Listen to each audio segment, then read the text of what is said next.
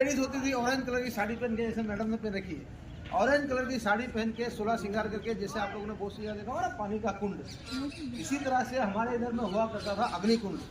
Ladies लोग कुंड के अंदर में विशाल आग लगा के कुंड के आउटसाइड में कंप्लीट चली जाया करती थी। जैसे उनको पता चलता, जैसे लास्ट में 2-4 आदमी रहते थे युद्ध के अंदर में, युद्ध के मैदान में, तो झंडा फैल जाता था।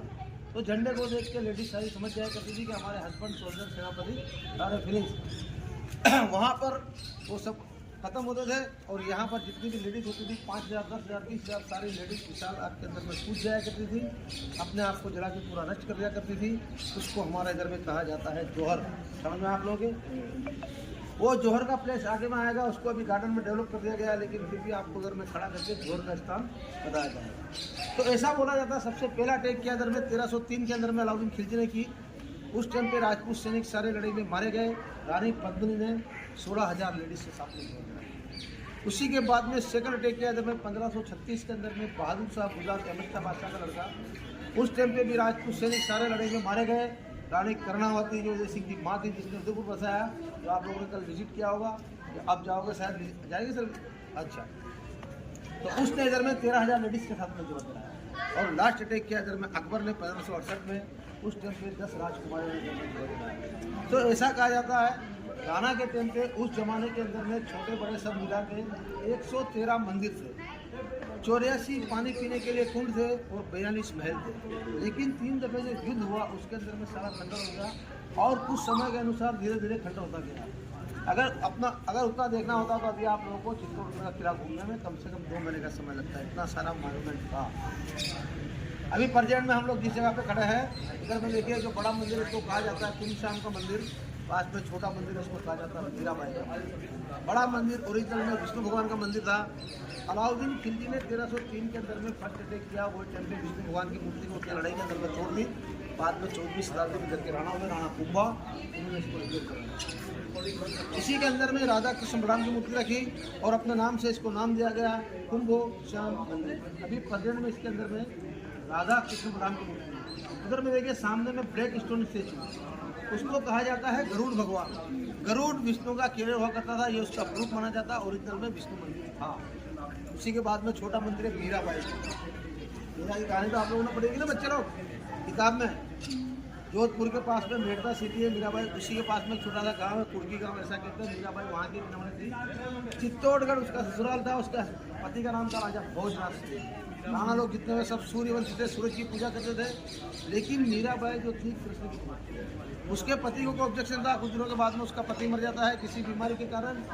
यहाँ का राणा बनता मीरा का देवर भोजराज सिंह का छोटा भाई विक्रमादित्य। कोई लोगों से देखा नहीं जाता, हम लोग सब सूर्यवंशी हैं। हमारी भाभी कृष्ण की पूजा मैंने इसको कई बार समझा, भाभी आप कृष्ण भक्ति छोड़िए, सूर्य का भक्ति कीजिए, क्योंकि हम लोग सब सूर्यवंशी हैं।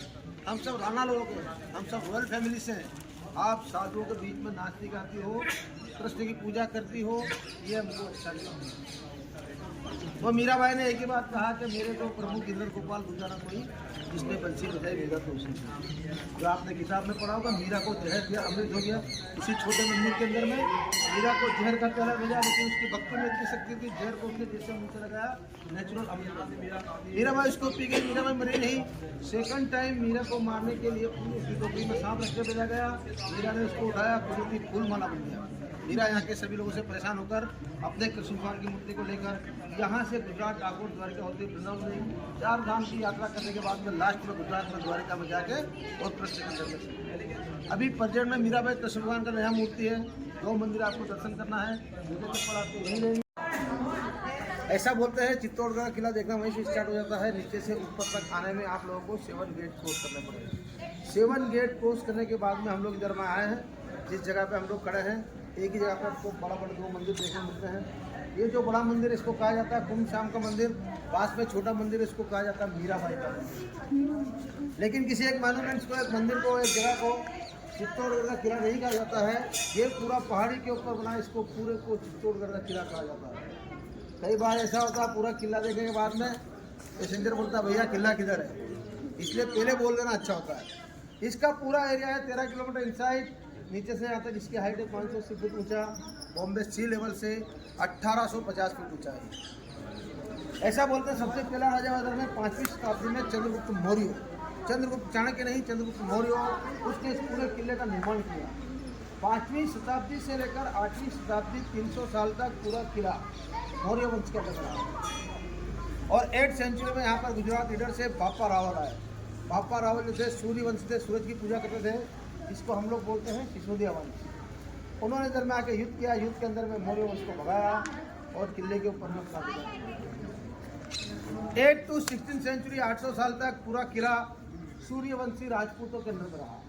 ऐसा बोलते हैं उसी के बीच यहाँ पर 3 टाइम अटैक हुआ। सबसे पहला अटैक किया इधर में 1303 के अंदर में अलाउद्दीन खिलजी ने। राजपूत सैनिक जितने थे सारे लड़ाई में मारे गए। रानी पद्मिनी इधर में 16,000 लेडीज के साथ में जोहर बनाया। जोहर में आप लोग समझते बच्चे? मैडम आप नहीं बच्चे जोहर में समझते बेटा? क्या होता है बेटा? आग में कूद जाते। ये टीचर आपसे ही पूछेंगे बाद में, फिर कैसे जवाब दोगे? आत्मदाह, सती और जौहर इंसान के जल के मरने के 3 रूप होते हैं। आत्मदाह एक आदमी जल के मरता है, सती अपनी पति की चिता पर बैठ कर जल के मरती है, जौहर का मतलब ये होता है राजा